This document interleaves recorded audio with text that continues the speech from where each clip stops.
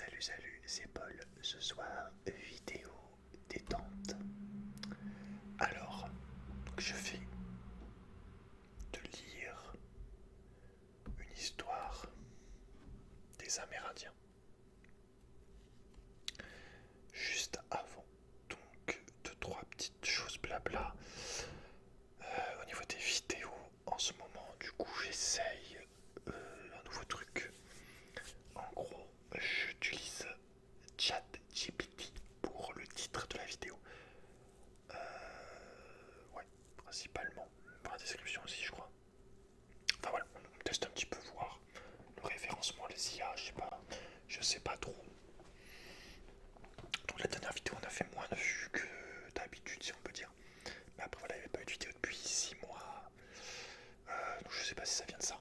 Si ça vient du fait que j'ai changé le titre, si ça vient depuis que ça fait un moment. Mais bon, c'est juste pour te dire au niveau des titres. Pendant quelques temps, je vais utiliser l'IA pour voir ce que ça donne, parce que j'en ai marre de galérer pour les titres à chaque fois. Genre, c'est hyper chiant de trouver un bon titre. Ensuite, voilà. C'est juste le truc principal que je voulais dire. Sinon,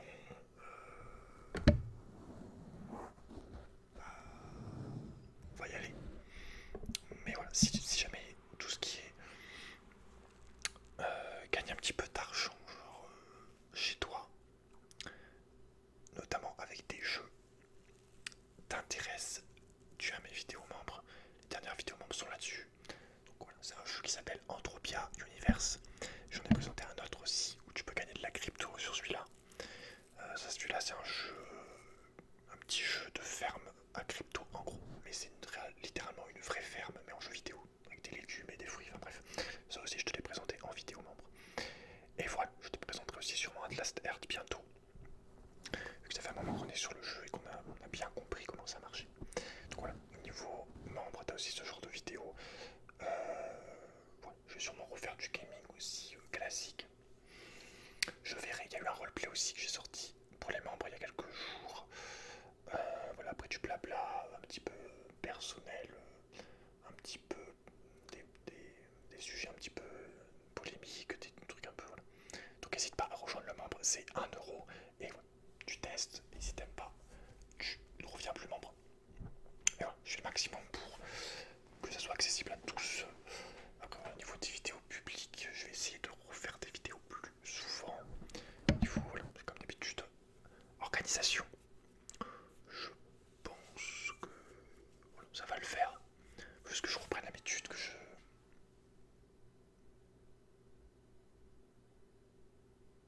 Il y a un klaxon. Que je reprenne le temps. Mais voilà, je suis un petit peu dépassé par tout ce que j'ai à faire dans une journée. C'est un petit peu compliqué, mais bref. On y va. Donc, c'est un livre que j'ai acheté sur un marché. Donc voilà, un petit marché où il y a des livres, des CD. Un marché assez connu dans le sud de la France. Alors je sais pas ce que je vais te lire parce que j'en avais commencé un. Donc ce qui est bien, c'est qu'il y a des images en plus. Le dernier des Mohicans, c'est connu, mais il fait 80 pages, donc non. Le fils de la prairie, il fait 20 pages. George Cole, le dimanche sanglant, l'esprit de Liano, Pescado. On va voir le truc de la prairie là. Je l'ai payé 10 €.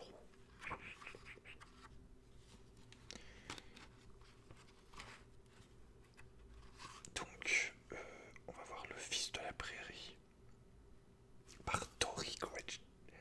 On va regarder un petit peu l'auteur avant. Pardon, histoire de voir. Mon clavier bug. Histoire de voir un petit peu comment c'est que ça a été écrit. Et voir un petit peu, par exemple, si l'auteur lui-même était amérindien. Ou si c'est un américain blanc. Même si j'aime pas trop le terme des couleurs blanc, tout ça.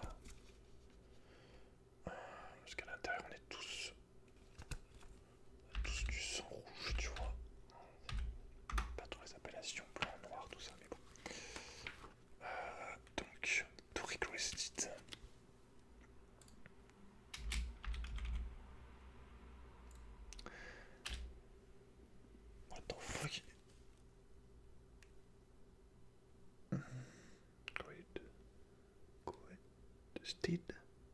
J'ai écrit Quested. Questeg, j'ai mis avec un G. Alors, Tariq Quested, c'est un écrivain qui est né dans les années 85. Il est mort dans les années 45. Il n'y a pas son.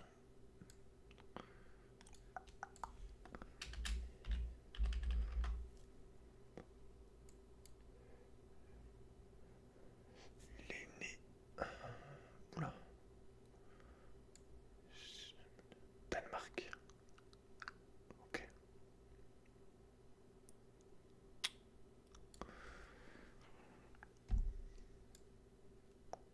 Ouais, il a pas fait énormément de trucs non plus. Il a fait la série Ota Boger qui est populaire.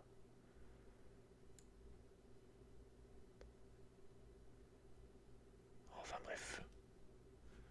Si je peux avoir une idée de la date, donc c'est entre 85, enfin en 85 il venait de naître.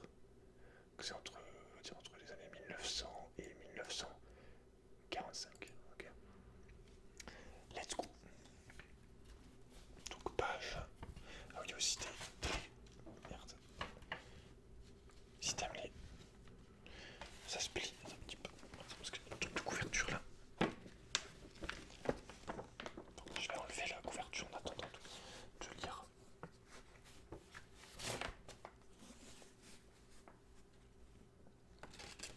Si les lectures t'intéressent, t'en as aussi en membre. J'ai fait pas mal de livres en entier. Pas mal d'écrivains français et aussi américains. Japonais, enfin, j'ai fait pas mal de livres en entier. C'est des vidéos qui durent plusieurs heures à chaque fois. Donc, le fils de la prairie. Page 121. Ça sent le vieux livre de ouf. C'est ça qu'on aime. Oh, c'est vieux ça. Putain que c'est vieux. Donc je te montre l'image de couverture. Pas évident de montrer. Voilà. Donc c'est quand même stylé. J'aime bien. J'aime bien qu'il y ait des illustrations. C'est assez rare en vrai. Il n'y a pas tout le temps des illustrations dans les trucs. Donc là ça fait plaisir.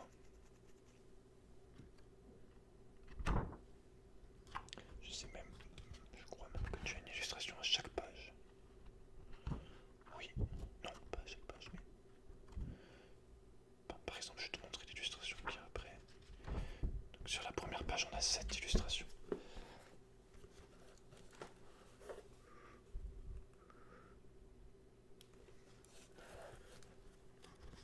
Ça fait Red Dead Redemption pour ceux qui ont déjà joué. Regarde, ça aussi c'est joli. Ce genre de choses. C'est des Indiens qui attaquent des blancs. J'aurais pris c'est un terme facile.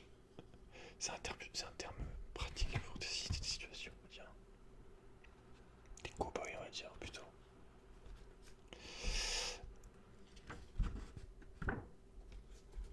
Allez, let's go. D'ailleurs, j'ai fait des vidéos sur Red Dead Redemption 2 aussi. Hein. Allons-y.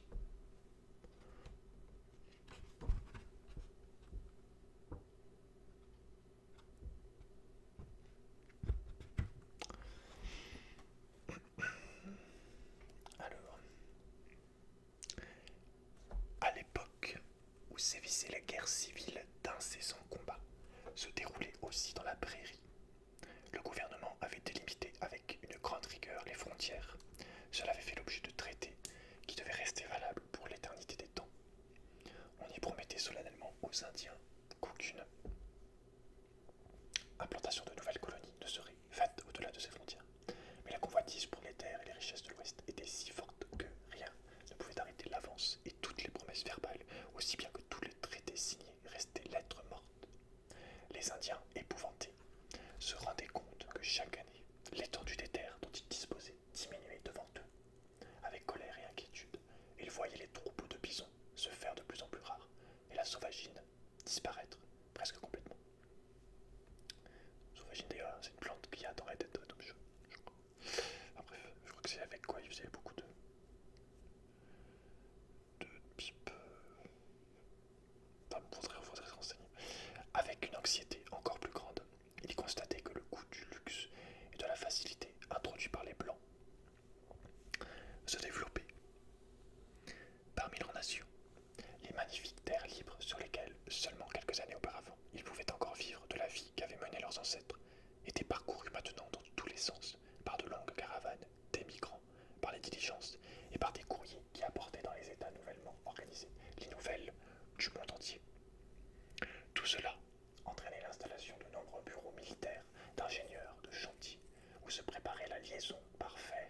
l'Est et l'Ouest, ce qui signifiait une révolution profonde dans la vie de la prairie. Quand la guerre de sécession prit fin, un grand nombre de soldats resta dans le pays, sur ses champs sans propriétaire, pour, pendant ces années de troubles et de transformation, assurer l'ordre et la tranquillité aussi bien en ville qu'à la campagne. Tous ces gens nouveaux avaient le goût de l'aventure dans le sang, et où pouvaient-ils mieux assouvir leur soif d'aventure que dans les territoires du Far West. Ainsi, les envahisseurs progressaient vers l'ouest par 4 grandes voies. Dans l'extrême sud du Far West, passaient la route de l'Oregon. Oregon aussi, plante très connue.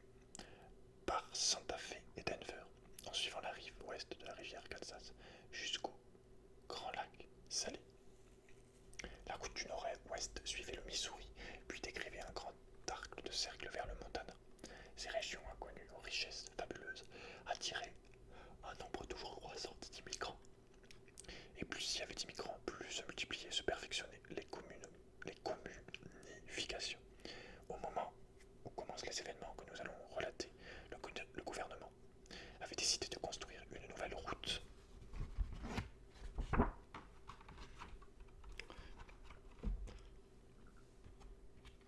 Pas évident pour tourner les pages sans toucher le micro. Donc une nouvelle route, le nord-ouest. Elle devait partir de Fort Laramie et passer entre les montagnes rocheuses à l'ouest et les Black Hills à l'est. Entre ces deux massifs coulaient deux affluents de la Yellowstone, la Powder et la Tongue. Dans cette région où l'on avait construit toute une série de petits forts, le commandant en chef était le colonel Carrington. Évidemment, il avait fallu bien des batailles avant que les Blancs puissent asseoir leur autorité sur ces terres qui faisaient la fierté et la joie des Indiens, qu'ils considéraient comme leur plus beau refuge et où ils avaient leur meilleur terrain de chasse, encore peuplé de beaucoup d'ours, d'élans, d'antilopes et d'autres bêtes sauvages, et où se déplaçaient encore de grands troupeaux de bisons. Pour ces belles régions, se livrèrent de farouches et sanglants combats. L'âme de la résistance au visage pâle était Okota. Okota, pour lors, venait d'être grièvement blessé dans un engagement contre une escouade commandée par John Elton, mais les Sioux avaient réussi à mettre en sûreté leur jeune chef. Jack Harrington et Willie Bill l'avaient cherché en vain. Ils étaient revenus bredouilles avec tous leurs pièges. Okota resta longtemps entre la vie et la mort. Ces jeunes guerriers, pleins d'une muette angoisse, demeuraient auprès de sa couche, attendant la fin de ses souffrances. Finalement, sa robuste constitution et son farouche désir de vivre triomphèrent. À peine guéri, il remonta à cheval et se lança sur le sentier de la guerre.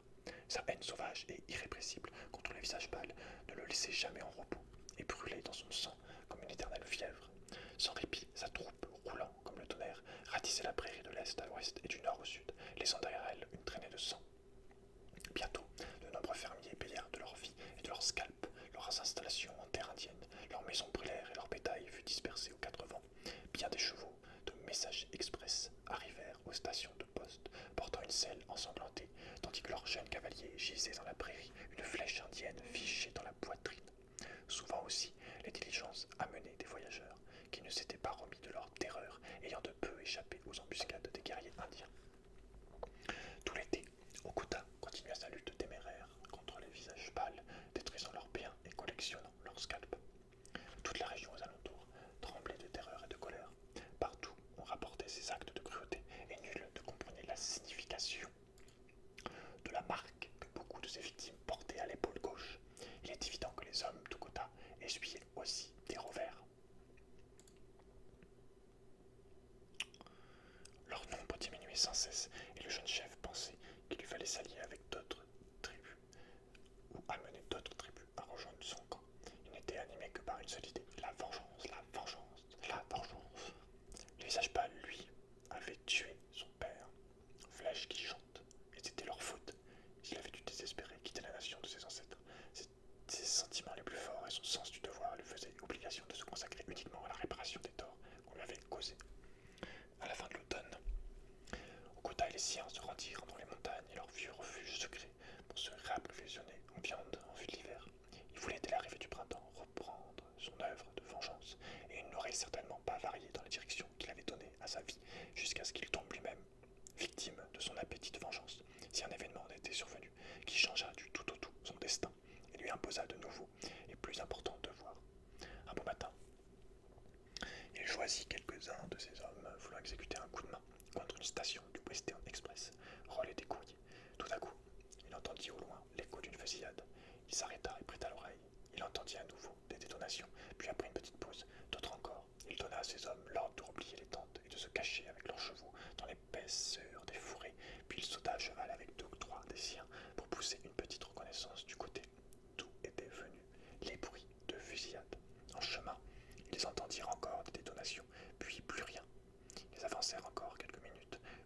laissé cacher derrière lui ses hommes et les chevaux, il s'approcha en se dissimulant dans la végétation. En longeant une sorte de marécage, il vit le cadavre d'un Indien, tout recroquevillé derrière un arbuste. Okota y regarda mieux et reconnut un sioux au gala, puis en se relevant, il aperçut 2 autres cadavres. Un peu plus loin, et encore des sioux au galop. Il se rejeta dans les fourrés, se demandant ce qui avait bien pu se passer. Après quelques minutes, il sortit de son abri et avança à nouveau le long du marais vers un gros arbre qui poussait un peu plus loin et d'où étaient venus les coups de fusil. Il pensait que le meurtrier était un visage pâle et il brûlait de se battre. Aussi grand fut son étonnement quand il vit que derrière l'arbre gisait un sioux au gala. Il était en faction, le fusil prêt à tirer, observant les alentours. Okota se glissa vers l'homme, mais celui-ci se tourna et pointa son fusil contre lui. Okota se rendit compte qu'il le prenait pour un ennemi, ne s'étant pas aperçu qu'il avait affaire à un homme de sa nation. Ami, ne fais pas parler ton fusil, cria-t-il, mais d'un mot rapide, il se réfugia derrière les fourrés, craignant que l'autre ne tire quand même. N'obtenant pas de réponse, il se dégagea, sortit brutalement de sa cachette et se plaça juste en face du guerrier Sioux. Ce dernier considéra Okota avec étonnement, regardant surtout sa ceinture où pendaient de nombreux scalps. Il se redressa un peu avec difficulté. Je ne peux pas me lever pour te saluer, dit-il, montrant un de ses pieds tout dégoûté le sang. Mais dis-moi d'abord qui tu es. Tu parais très jeune, mais ta ceinture parle la vieille langue des guerriers. Je me nomme Okota, et mon père a des flèches qui chantent. Le Sioux examina Okota de la tête aux pieds. Donne-moi la main, déclara-t-il avec gravité, et aide-moi à me relever. Asseyons-nous au pied de cet arbre et allumons le calumet. Mes guerriers te nomment Aigle aux ailes rapides et chantent pour toi des chants de gloire, bien qu'il ne t'ait jamais vu. Okota vint à son aide, l'adossa à l'arbre et le guerrier Sioux sortit sa pipe. D'où venaient tes ennemis lui demanda Okota. Mes 3 compagnons et nos chevaux sont cachés un peu plus loin et nous pouvons les poursuivre. Tous mes ennemis sont morts de ma main, fut la fière réponse. Okota regarda autour de lui avec étonnement et le guerrier Sioux continua. Ils étaient 7 et j'étais seul, mais mon fusil parlait plus vite que les leurs.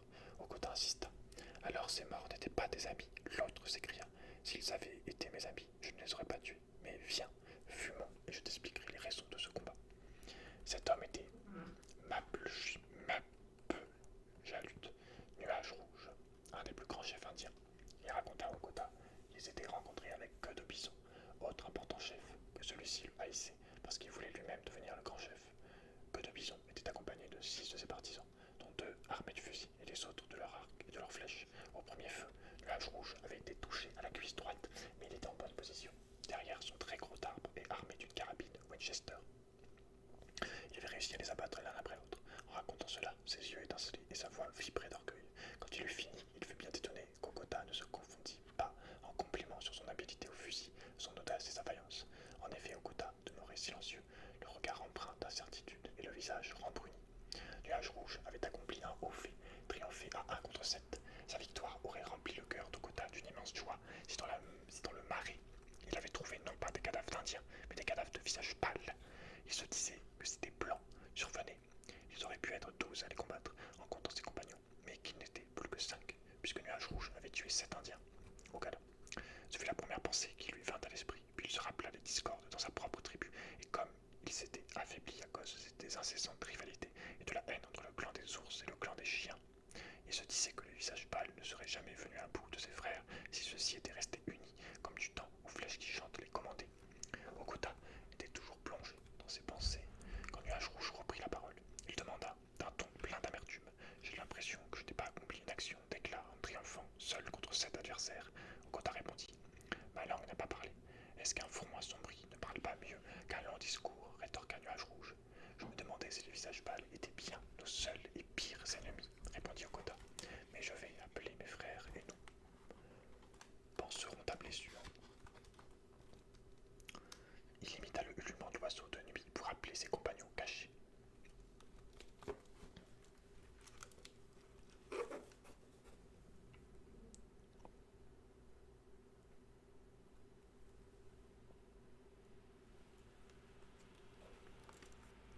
Il n'a pas écrit qui c'est.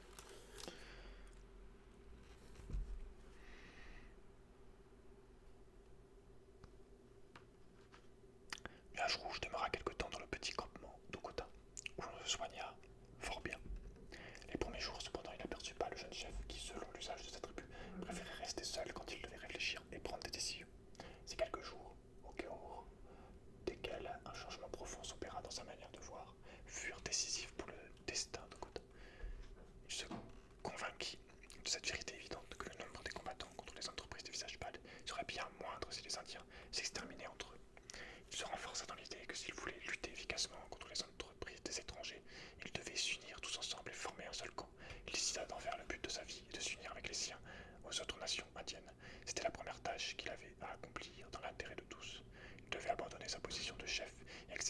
s'offrir à d'autres, si cela lui permettait d'atteindre son but. Nuage Rouge, une fois guéri, retourna auprès de sa tribu, accompagné d'Okota et des siens. Les Okala les accueillirent à bras ouverts, comme lui l'avait assuré Nuage Rouge. Okota jouissait auprès d'eux d'une excellente renommée et ne déçut pas leurs attentes. Ses grandes connaissances et ses imminentes qualités comme guerrier et comme chasseur lui attirèrent bientôt l'estime et l'admiration des jeunes comme des vieux. D'autant plus qu'il ne se souciait pas de se vanter constamment de ses hauts faits. Il se rendait compte maintenant que l'orgueil, l'envie et la haine, ces passions spécifiques des peaux rouges, constituaient le principal obstacle à un rassemblement général de tous les hommes de race indienne. Il en vint à penser d'ailleurs que c'était d'abord en lui-même qu'il devait combattre ces fâcheuses tendances. Il y a pas mal de vent dehors et de pluie, donc je sais pas si t'entends. Aussi, dans les années qui suivirent, un profond changement put être observé dans le comportement d'Okota. Il cessa de se mettre toujours en avant, de renchérir sur ses propres qualités et sa propre vaillance, et chaque fois qu'il le pouvait, il s'efforçait de s'effacer pour ne pas susciter chez les autres la jalousie et la rancune. S'il lui venait parfois des rêves de gloire, il ne concernait plus sa propre personne. Il ne cherchait plus à conquérir des honneurs et une position brillante. Tous ses désirs visaient un seul but, l'instant tant attendu où tous les étrangers seraient chassés des terres que le grand esprit avait données aux seuls Indiens. Attends, je vérifie.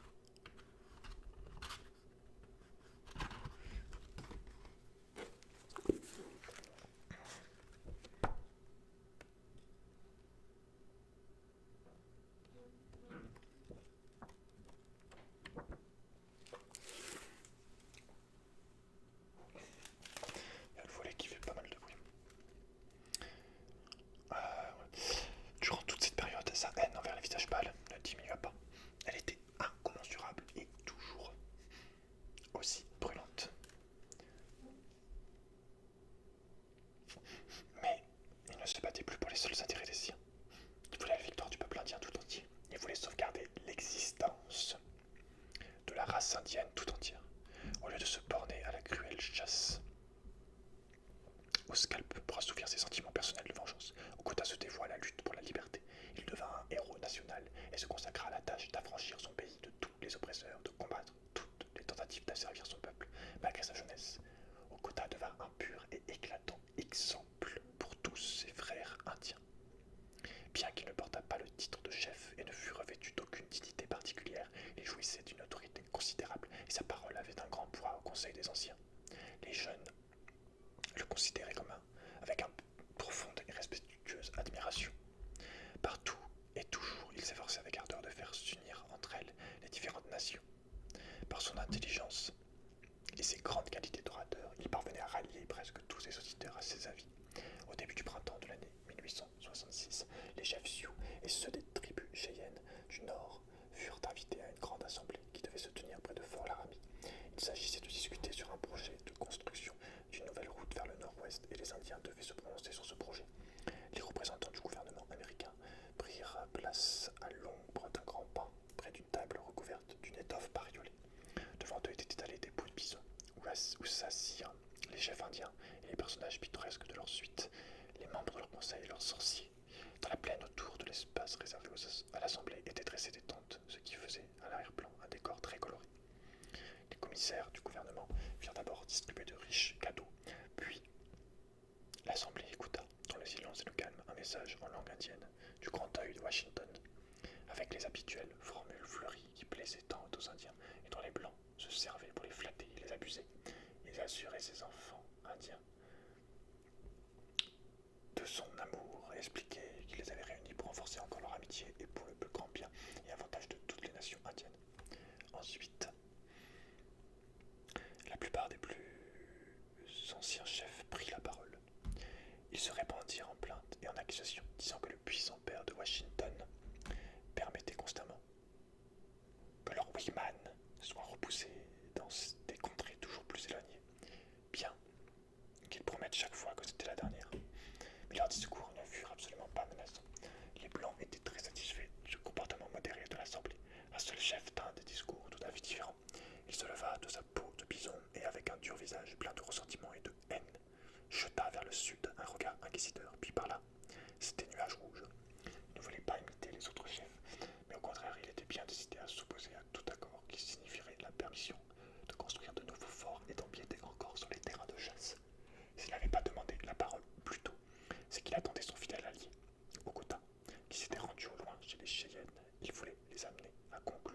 confiance et à reprendre le combat au plus tôt. Enfin, le front de Nuage Rouge s'éclaira et un sourire satisfait erra sur ses lèvres. Il avait vu tous les jeunes guerriers des Sioux au gala sauter à cheval et s'éloigner au galop dans la direction du sud. Il avait compris que quelques éclaireurs avaient prévenu qu'Okota arrivait et que les jeunes partaient à sa rencontre. Nuage Rouge ne s'était pas trompé. Okota, d'une allure pleine de dignité, pénétra dans l'assemblée et vint s'asseoir aux côtés de Nuage Rouge. Il demeura silencieux un bon moment et écouta avec attention un des délégués, un très vieux chef qui, d'une voix lamentablement gémissant, assurait les représentants du gouvernement que lui-même et toute sa tribu n'avaient qu'une idée et qu'un désir, vivre en paix et en bonne amitié avec leurs frères blancs. Cependant, Nuage Rouge n'avait donné aucun signe de curiosité ni d'impatience. Il était pourtant persuadé qu'Okota rapportait un message de la plus haute importance.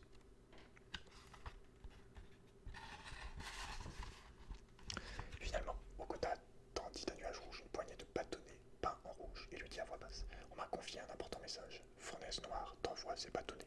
Jette-en un chaque jour. Quand tu arriveras au dernier, il sera prêt à te rencontrer. Sur le versant ouest des Black Hills, ces hommes brûlent de se battre. Ils sont plus nombreux que les abeilles d'un essaim quand elles quittent la ruche. Nuage Rouge inclina la tête et cacha les bâtonnets dans sa poitrine. Okota redressa fièrement la tête et ses yeux envoyaient des éclairs. Un des envoyés du gouvernement prit la parole au ton de sa voix. Il sembla à Okota qu'il était irrité et prit à manifester son mécontentement. À peine eut-il terminé qu'Okota se leva et fit signe qu'il voulait parler. Les blancs présents le regardèrent avec stupéfaction, n'en croyant pas leurs propres yeux. Il n'était que le second chef et extrêmement jeune. Il n'aurait pas dû avoir le droit de parler dans cette assemblée. Ils ne comprirent pas la signification du concert d'une voix gutturale que suscita son intervention, et si elle s'exprimait, l'assentiment ou la réprobation. Okota se tenait tout droit et resta un long moment immobile, considérant la grande assemblée d'un regard tranquille, puis il entama son discours d'une voix ardente et avec des gestes passionnés, en termes extrêmement énergiques. Il parla des droits de son peuple, de la terre que le grand esprit avait donnée, et ses seuls enfants indiens. Ce fut un morceau magistral d'éloquence indienne, et il produisit une émotion profonde sur ceux qui l'écoutaient. Le colonel Carrington survint, comme Okota terminait son discours, et gagna le centre de l'assemblée. Quand Okota le reconnut, son regard se mit à flamber d'une violente colère, et il cria: Vous voyez, ma bouche a dit la vérité. Regardez, voilà le grand chef militaire. Il est venu pour nous voler nos terres. Il les prendra avec ou sans notre permission. Nuage Rouge se leva de sa place. Il se drapa dans sa peau de bison et, accompagné de toute sa suite, il quitta les rangs de l'assemblée. L'instant d'après, son camp en effervescence ressemblait à une fourmilière. Les femmes repliaient rapidement les tentes. Les hommes en foule couraient à mille tâches et harnachaient les chevaux. Le chef avait donné des ordres brefs mais énergiques. Les Sioux Gala quittaient l'assemblée et partaient sur le sentier de la guerre. Donc là on est sur le chapitre de la bataille de Lodge Trail. La région montagneuse qui s'étendait au-delà de la rivière plate était sous le commandement militaire du colonel Carrington. On n'y avait bâti qu'une place forte, Fort Renault, à 160 miles à l'ouest de Fort Laramie. Carrington reçut l'ordre de s'y rendre avec son régiment, d'y laisser un important renfort, puis de pousser encore plus loin vers l'ouest, environ à 40 miles, pour construire un nouveau fort entre les montagnes rocheuses et la rivière Powder. Il devait également organiser quelques postes où il laisserait des soldats et qui serviraient de refuge aux usagers de la nouvelle route. Le 19 mai 1866, le colonel quitta le vieux fort Gurney avec le gros de ses forces, c'est-à-dire 700 hommes, 4 canons et 226 véhicules, plus quelques ambulances. Parmi ces gens, il comptait environ 200 vieux soldats bien entraînés. Le reste était composé de jeunes recrues. Ils étaient pour la plupart armés de mousques d'un modèle ancien. Quelques-uns seulement avaient reçu les nouveaux Spencer, fusils qui se chargeaient par la culasse, dont la portée n'était pas beaucoup plus longue, mais qui étaient plus maniables et dont la vitesse de tir était beaucoup plus grande que celle des armes plus anciennes. Ce vieux régiment comptait peu de cavaliers, et ils étaient assez mal armés. En plus des soldats, l'expédition emmenait des artisans et des ouvriers de plusieurs corps de métiers et emportait tout le matériel nécessaire à la construction d'un fort: outils et machines, portes, châssis de fenêtres, clous et vis, forges, acier et fer et des pièces détachées pour une scie à vapeur. Le voyage devait durer longtemps, car ils avançaient lentement et leur destination était très éloignée. Carrington arriva près de Fort Renault le 28 juin. C'est là que se produisit le premier accrochage avec les Indiens, et désormais, ils ne cessèrent de venir voler les chevaux et le bétail de l'armée.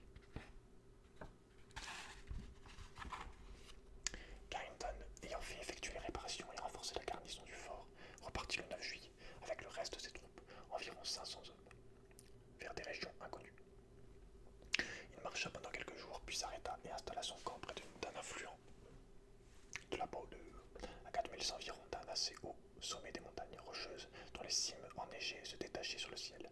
Plus près, il trouva une éminence un peu moins haute, couverte d'herbes et de fleurs, mais dont tous les versants étaient abrupts et qui par conséquent convenaient bien à l'installation d'une place forte. Carrington, constatant que l'espace au sommet était assez vaste, décida d'y construire son fort.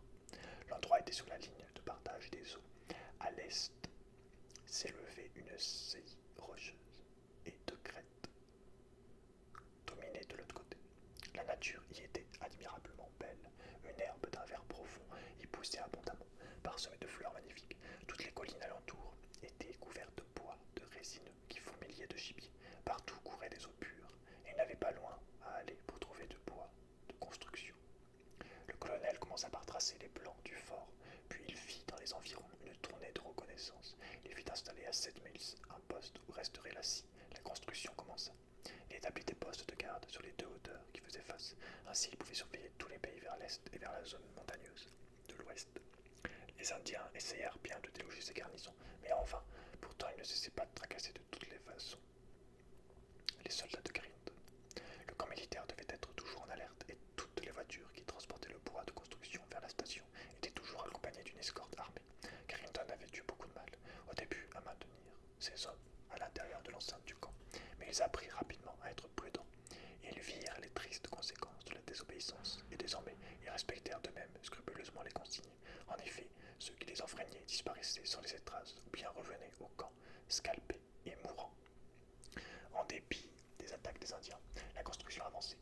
Elle était conduite selon toutes les règles de l'art. Les côtés mesuraient 600 et 800 pieds et étaient entourés d'un rempart de 8 pieds de haut, constitué d'énormes troncs de pin et percés tous les 4 troncs de meurtrières. À chaque angle de ce formidable rempart, on avait ménagé une plateforme de tir pour les canons et un abri pour les tireurs. En outre, à l'intérieur de l'enceinte, on avait bâti des solides maisons pour les officiers et les soldats, et des écuries pour les chevaux, près de l'emplacement des canons. L'ensemble était complété par un mirador et un grand mât où les couleurs américaines furent tissées pour la première fois le 31 octobre, un peu à l'écart du côté est. Mais encore à l'intérieur de l'enceinte se trouvait un enclos où l'on abritait les voitures, le fourrage, l'outillage et tout le matériel pour les travaux. Le fort reçut le nom de Phil Kearney. Il résista environ 2 ans, mais on peut affirmer sans risque d'être démenti qu'aucun autre fort ne connut une histoire aussi sanglante.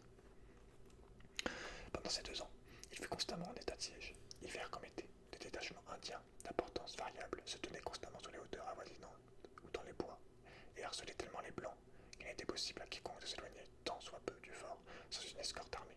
Ces audacieux indiens ne laissaient jamais passer une occasion d'attaquer une sentinelle si elle se détournait un peu. Chaque fois que s'en présentait la possibilité, ils s'emparaient des chevaux, du bétail ou des voitures. On ne pouvait aller couper un arbre ou arracher une touffe d'herbe sans être accompagné d'un détachement en armes. Même au pied des remparts, la région regorgeait de gibier, mais la chasse était interdite aux blancs. La nouvelle route fut fatale à beaucoup de soldats qui l'avaient empruntée quand ils étaient partis de Fort Laramie, le commissaire du gouvernement, au lieu de les mettre au fait de la situation. Tel que se présentait leur avait recommandé d'adopter vis-à-vis des Indiens du Nord-Ouest une attitude pacifique et amicale. Nuage Rouge était devenu le chef suprême de tous les Indiens. Au cours de l'été et de l'automne, il se limita à de petits, mais fréquents coups de main et à des pillages. Pendant ce temps, Okota parcourait la prairie. Il s'efforçait avec acharnement de convaincre toutes les tribus indiennes de s'unir et d'organiser un soulèvement général contre les Blancs. Il se heurta à une opposition tenace et à beaucoup de mauvais vouloir, mais finalement, presque tous les Sioux se rallièrent, tribu après tribu, nuage rouge, et ils se retrouvèrent plus de 3000. Dès lors, Okota estima que sa place était parmi les combattants. Les malheureux blancs assiégés et quasi encerclés dans leur fort ne devaient pas tarder à sentir les effets de sa présence. Un soir de décembre, le colonel Carrington réunit ses officiers pour une conférence. Il savait très bien que beaucoup de ses subordonnés étaient mécontents de ses directives, qu'ils le trouvaient trop timoré. Mais lui était persuadé que dans les jours à venir, il conviendrait de montrer encore plus de prudence, et c'est pourquoi il avait décidé d'avoir avec tous un entretien sérieux. Juste au moment où il venait d'entrer dans la salle où se tenaient les officiers, des cris et des coups de feu retentirent dehors. Ils sortirent précipitamment, mais tout était calme dans la cour. Ce fut une sentinelle qui leur dit de quoi il s'agissait. Ce sont 2 civils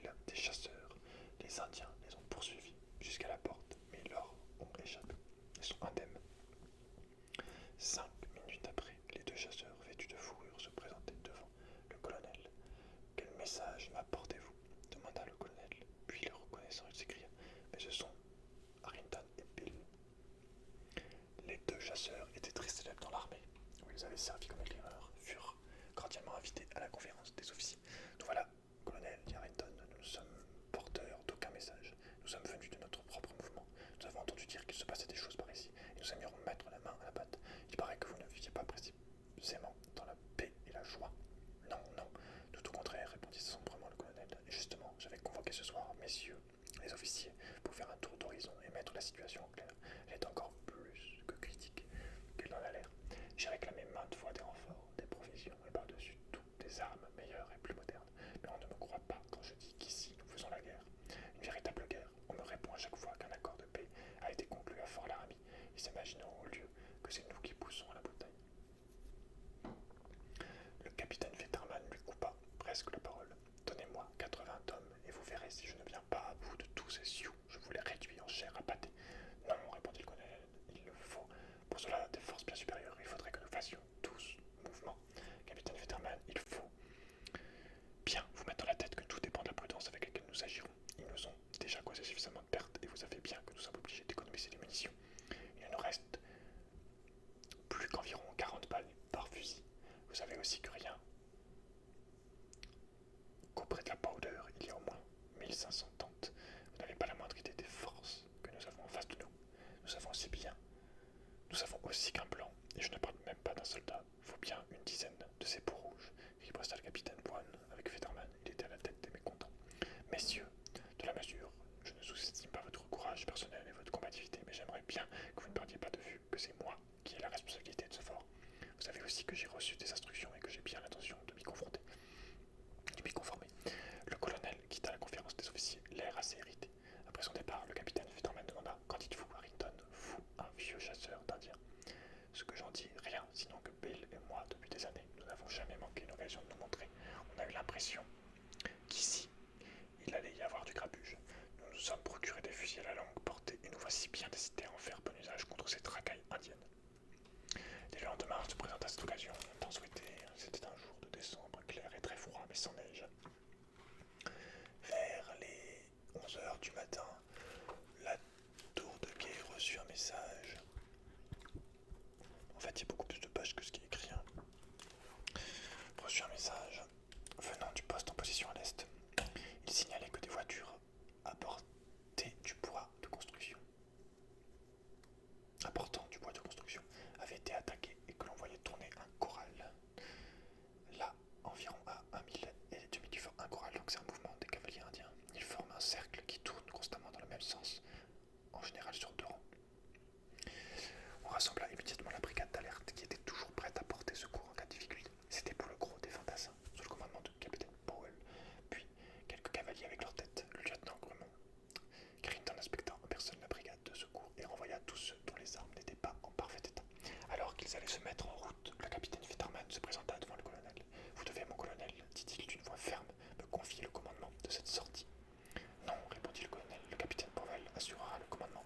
Le capitaine Fetterman insista. Vous ne pouvez pas me le refuser. Je suis le capitaine le plus ancien et je dois vous prier de le prendre en considération. Le colonel Carrington hésita un moment. Il connaissait très bien l'opinion de Fetterman sur la situation. Il savait que celui-ci sous-estimait les guerriers indiens, mais d'un autre côté, il était réellement le capitaine plus ancien en grade et il ne pouvait aller là contre.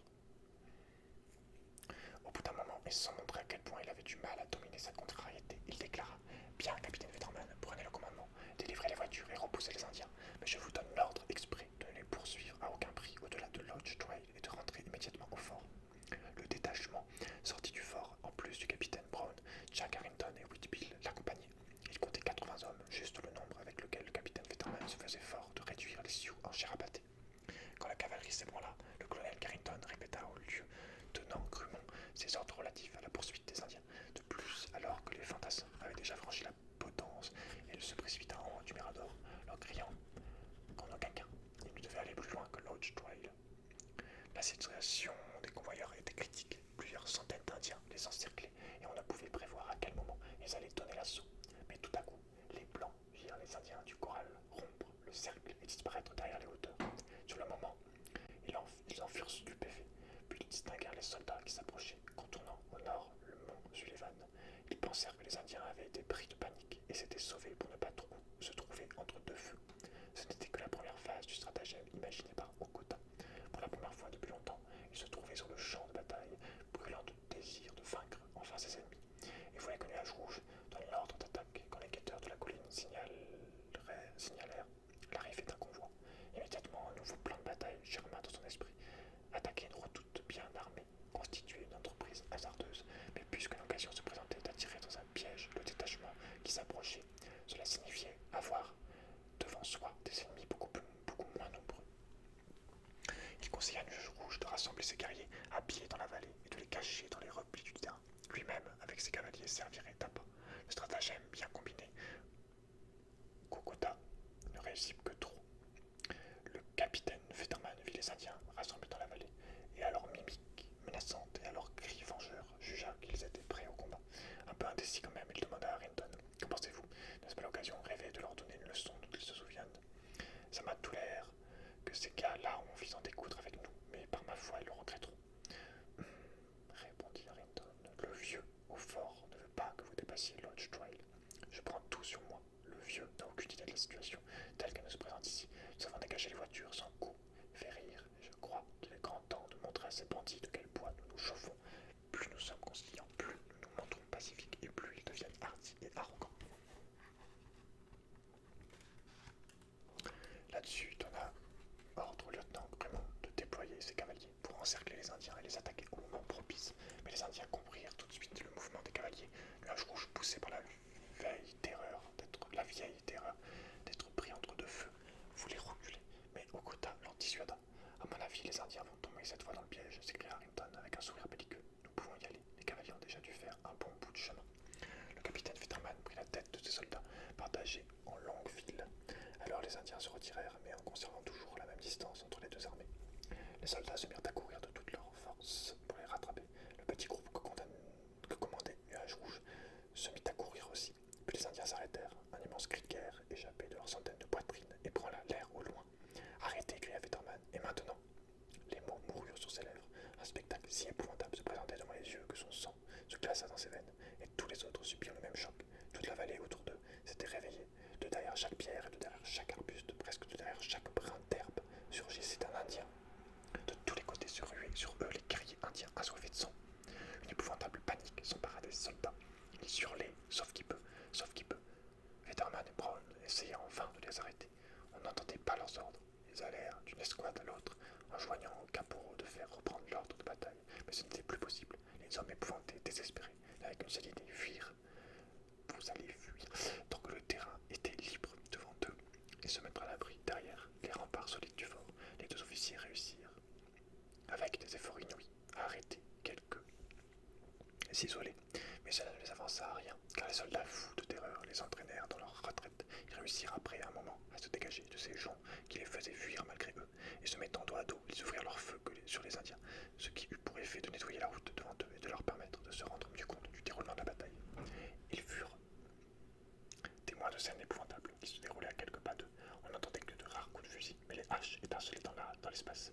Les Indiens victorieux enfermèrent les malheureux blancs dans un cercle infranchissable, et la bataille prit fin. Encore un instant, les derniers soldats se battirent désespérément pour leur vie, à coups de crosse, à coups de sabre, au corps à corps. Mais la supériorité de leur ennemi était écrasante, leur compte était déjà réglé. On voit pas grand-chose. Je te montre quand même. On voit pas grand-chose, c'est noir. En tout cas, il y a une sacrée tempête dehors. Ça va bien avec l'histoire. Tout est perdu, murmura la douce officier dans un même soupir. Ils tirèrent encore un instant comme des fous. Brown, je suis là, tu te souviens de notre promesse? Notre promesse, je sais. Nous nous sommes jurés de nous tuer plutôt que de tomber vivants aux mains des Sioux. Bon, je suis prêt, vois.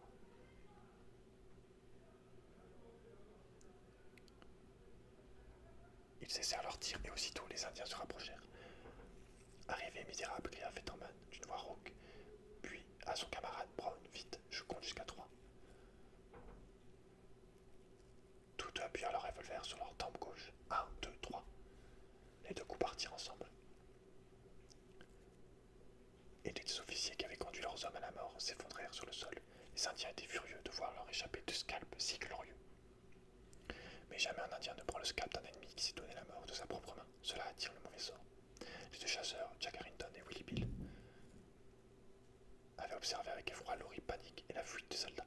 Leur expérience longue de tant d'années leur avait enseigné que fuir dans de telles conditions signifiait la défaite et l'anéantissement. Se voyant encerclés, ils se cachèrent derrière le premier amas de cailloux qu'ils trouvèrent, échappant ainsi à une mort immédiate. Ils y restèrent un assez long moment, sans être vus, car les Indiens ne s'occupaient que de poursuivre les soldats en fuite. Si au moins il y en avait un qui puisse retourner au fort, cela ferait. Pas un ne sortira, répondit Harrington à son camarade, d'un ton convaincu. Ni Fetterman, ni Brown, ni personne d'autre. Ils se feront tous massacrer, si au moins les cavaliers arrivaient. Ils avaient à peine prononcé ces mots qu'ils virent le détachement de cavalerie conduit par le lieutenant Grumont, qui s'approchait au galop du petit bois où ils s'étaient cachés. Grumont se rendit compte trop tard qu'il était tombé dans un traquenard. Il ne s'en aperçut que quand des ennemis se dressèrent devant lui, comme s'ils sortaient de terre. Il prit la fuite, poursuivi par des cavaliers indiens sur leurs petits chevaux rapides. Il volait vers l'endroit où il croyait retrouver Fetterman. Les voilà, hurlait Willie Bill. Ils se sauvent, marmonna Harrington. Par le diable, ces gens-là n'ont pas le moindre grain de bon sens. Ils ne connaissent donc rien à la tactique. Ils ne comprennent donc pas que la fuite, c'est la mort. Il sauta sur son tas de cailloux et agita frénétiquement sur son bonnet de fourrure en criant par ici, arrêtez, mon Dieu. Le lieutenant Grumont le vit et lui fit signe, mais au même moment, les Indiens l'entourèrent. Les Indiens avaient massacré tous les gens de Fetterman et grisés par leur victoire. Ils se précipitaient en foule sur les cavaliers de Grumont. Arrêtez, arrêtez, continuait de hurler Harrington, tandis que son camarade tirait sur les Indiens les plus proches pour les maintenir à une certaine distance. Par ici descendait du cheval. Seul Grumont et quelques vieux soldats comprirent ses injonctions. Les autres se précipitèrent sur la route où étaient tombés Fetterman et ses hommes, s'imaginant pouvoir s'échapper. Tuez vos chevaux, cachez-vous derrière eux, cria Harrington. Feu! Il se rejeta derrière son abri et se remit à tirer. Quoi? Fetterman, Brown, les autres? Bégayait Grumont, et obéissant à Harrington, il braqua son pistolet sur l'oreille de son cheval. Tous massacrés, ils ont essayé de s'enfuir, fut la froide réponse. Fetterman, il s'est enfui, cria Grumont, qui connaissait l'audace et la vaillance de son camarade. Ce n'est pas de sa faute, ni celle de Brown, ni celle de personne. Ils ont été écrasés sous le nombre. Regardez, là, et là, et là. Aucun de ces malheureux n'a survécu. Les cavaliers qui venaient d'arriver disparurent dans le chaos de la bataille. Seul un petit groupe isolé, encerclé par ses farouches ennemis, se défendit avec l'ardeur du désespoir. Grumont était pétrifié d'horreur. Chaque fois que retentissait un affreux cri de victoire, il savait qu'un blanc était tombé sur la terre glacée, scalpé et massacré. C'était la même chose pour les fantassins, lui murmura Harrington. Les peaux rouges seraient toujours de plus près. Le petit groupe qui continuait à se défendre. Les uniques espoirs étaient qu'un renfort vienne du camp à temps pour les sauver avant qu'ils n'aient tiré sur leur dernière balle. Fetterman avait déjà quitté le fort quand Harrington s'avisa qu'il ne lui avait pas donné d'infirmerie. Il envoya immédiatement le docteur Heinz, accompagné d'une petite escorte. Le docteur revint presque aussitôt, disant que les voitures arrivaient, mais qu'il n'y avait pas trace de Fetterman et de ses soldats, et que les Indiens assemblés se rassemblaient autour du sommet de Lodge Trail. Cette nouvelle suscita dans le camp une vive inquiétude qui s'accrut quand on entendit venir de la direction de Lodge Trail le bruit d'une fusillade. Tout de suite, le colonel Harrington envoya le reste de ses forces, sous le commandement du capitaine Hake, au secours des combattants. Il donna ordre de rejoindre Fetterman et sitôt les Indiens repoussés de regagner le fort. Le colonel monta dans le Mirador, plein de sombres pensées et de funestes pressentiments. Il cherchait à se rendre compte de ce qui se passait dans les lointains d'où provenaient les fusillades. Une autre nouvelle vint accroître son angoisse. Un envoyé du capitaine X rapporta que la vallée grouillait d'Indiens, mais qu'on ne voyait pas le capitaine Fetterman et ses hommes. Puis la fusillade cessa et Harrington comprit que le désastre qu'il avait tant redouté s'était produit. Avant que Dan Ike ait pu atteindre le champ de bataille sous Lodge Trail, le colonel entendit quelques coups de fusil isolés. C'était Jack Harrington et Willie Bill qui brûlaient leurs dernières cartouches. Le lieutenant Grumont et quelques soldats fidèles gisaient morts à leurs pieds. Il a décroché le volet. De nombreux cadavres d'Indiens gisaient aussi tout autour, car aucune des balles des deux chasseurs n'avait manqué son but. Mais déjà, pour eux également, les jeux étaient déjà faits. Je ne sais pas bien éclairé donc. Je n'ai plus que 2 balles, Jack, dit Willie Bill. De même pour moi, lui répondit son camarade, tout aussi tranquillement. Pourtant, il se savait au bord de la tombe. Bon, il faut nous battre jusqu'au dernier souffle et mourir comme doivent mourir des hommes blancs. Je ne peux pas te serrer la main, Willie, mais je te remercie pour ta longue et fidèle amitié. Nous avons bien tenu notre serment. Les Indiens se jetaient sur eux. Les deux chasseurs tirèrent leurs dernières balles, puis ils y allèrent à coups de crosse pour vendre chèrement leur vie. Ils furent environnés par un nuage de flèches et Willie Bill tomba sur le sol avec un profond soupir. Jack Harrington, l'ennemi irréductible des Indiens, restait seul, une flèche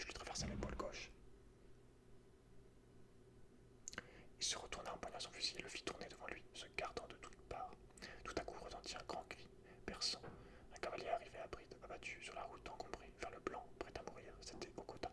De son regard aigu, il avait reconnu le meurtrier de son père. Quand Harrington s'était redressé pour son ultime combat, il oublia aussitôt tout le reste. Il enfonça ses talons dans les flancs de son cheval. Il ne s'arrêta que devant Harrington. Il voulait avancer. Il voulait devancer ses frères, car il s'était juré de venger son père de sa propre main. Son premier coup de hache fracassa la crosse du fusil qui échappa à la main d'Harrington. D'un bond, Okota sauta de cheval. Il aurait pu s'emparer de l'arme qu'avait laissé tomber Willy Bill, mais il ne la vit même pas. Il brandit à nouveau son tomahawk et d'un seul coup trancha la tête de son ennemi. Les Indiens, en hurlant, contemplaient cette scène terrible. Okota seul restait silencieux, contemplant Harrington abattu, puis s'agenouilla près du cadavre, déchira la manche gauche de la veste et de son couteau, imprima profondément dans la chair du blanc la marque des esclaves de Thomas Garland. Il se releva, dressa orgueilleusement la tête, promena autour de lui son regard clair, tout étincelant de joie, de la vengeance satisfaite. Ce visage pâle était le meurtrier de mon père. Flèche qui chante. Ok, c'est fini. Ben voilà.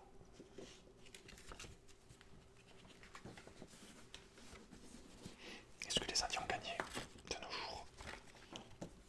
Je ne pense pas. Malheureusement. Enfin, malheureusement. Pas prendre parti, hein, mais malheureusement pour eux plutôt, on va dire. Mais en gros, ils ont gagné cette bataille en tout cas. Ça fait penser à une phrase de la Bible de Jésus qui dit que il n'y a pas plus important qu'un commandement après aimer Dieu, d'aimer son prochain plus que soi-même en fait. De mettre son prochain, de mettre les autres personnes, les autres humains au-dessus de soi. Il n'y a pas plus grand, il n'y a pas plus important, il n'y a pas plus grand sacrifice, il n'y a pas plus grand offrande, il n'y a pas plus important, il n'y a pas plus dur. Il n'y a pas autre chose qui vaut plus que ça. Que d'aimer une autre personne plus que soi. Il n'y a pas plus dur que ça. Il n'y a rien qui vaut plus que ça. Pour Dieu, en tout cas.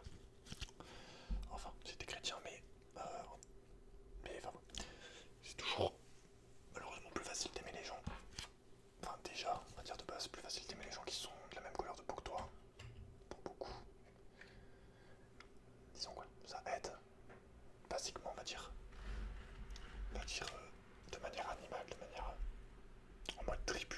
Tout de suite avoir en mode, voilà, cette personne est blanche comme moi, donc je vais être plus en confiance, voilà, ce genre de jeu.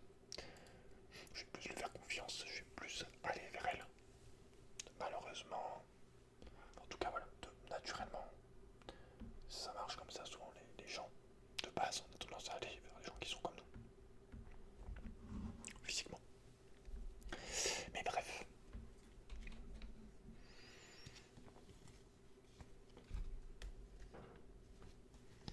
C'est vraiment le genre de livre que j'aime bien. En plus, c'est Grund qui fait l'image est touchante. J'ai d'autres livres de Grund avec plein de. J'en ai déjà lu d'ailleurs en vidéo. D'autres cultures, mythologie africaine, chinoise, aztèque, enfin il y a plein. Ils font des beaux livres de contes de Grund. Et voilà, en tout cas, la vidéo a quasiment duré 1 heure. J'espère que t'as pas trop entendu le bruit de la mini tempête à l'extérieur. J'ai entendu aussi qu'il y avait des gens qui étaient sous la pluie qui criaient là, à la fin. En tout cas, ça souffle là bien. Il y a beaucoup de vent. Il pleut pas souvent, mais quand il pleut dans ma région, souvent c'est de manière intense, énervée. Quand on a de la pluie. Mais en tout cas, voilà, bien content d'avoir eu ce livre. C'est pas forcément. Il y a des livres comme ça qui sont assez compliqués à retrouver. Je n'arrive pas à taper Google. Je vais voir par exemple si on peut le trouver sur internet. Trésor légendaire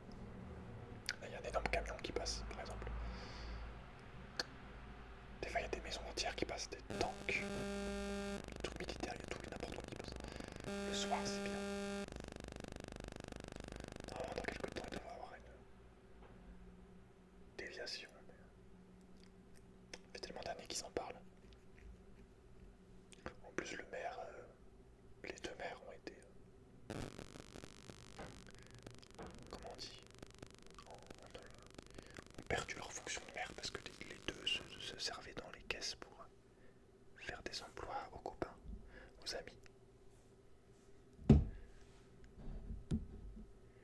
Tu ne voleras point.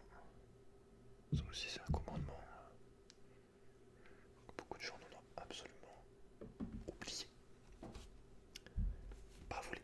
Mais en fait quand t'aimes ton prochain comme toi-même, même plus que toi-même, tu le voles pas en fait. C'est aussi simple que ça. Tu l'insultes pas, tu le voles pas, tu le voles. Enfin, tous les trucs pas très sympathiques on va dire. Généralement tu le fais pas. Si t'aimes vraiment les gens, vraiment, si t'essayes de les mettre au-dessus de toi. Ça découle en fait, de là tout découle. C'est pour ça que c'est les deux les plus importants. De ces deux-là découlent tous les autres en fait. Voilà. Bon bah écoute, je vais te laisser. J'espère que ça t'a plu. Et puis j'essaierai de te refaire une vidéo ce mois-ci.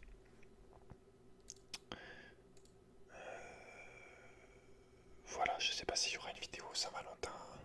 En tout cas avant la Saint-Valentin, mais en tout cas si jamais vous fêtez la Saint-Valentin, profitez-en bien de votre femme, mari, copine. Voilà. Profitez des moments, des bons moments. Parce que on sait jamais combien de temps ça dure. Et parce qu'il peut